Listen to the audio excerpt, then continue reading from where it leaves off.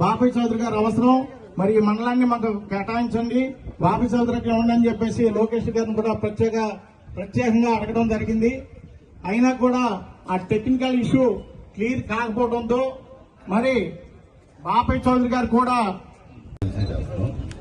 దయచేసి అందరూ కూడా ప్రమాణ స్వీకార కార్యక్రమం ప్రారంభమవుతుంది. మీరు ముందుగా మీ పేరు నేను చెప్తాం, ఎవరి పేరు వాళ్ళు చెప్పండి, నేను అంటాను, మీరు పేరు చెప్పండి, అక్కడి నుంచి చెప్పేదంతా కూడా కరెక్ట్గా చెప్పండి.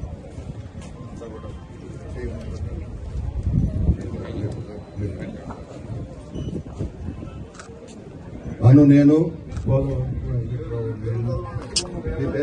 పెన్నే రమేష్ బాబు అనే నేను తెలుగుదేశం పార్టీ ఆశయాలకు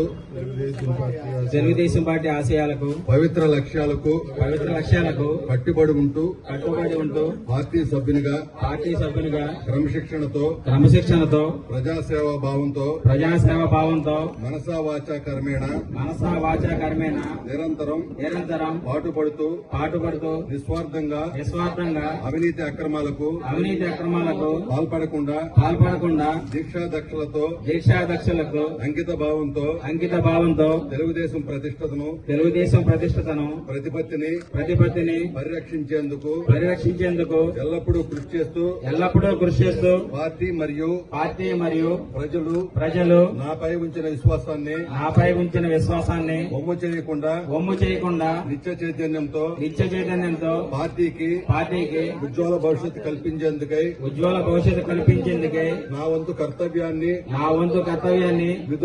విధులను బాధ్యతాయుతంగా నిర్వహించగలనని ప్రమాణం చేస్తున్నాను.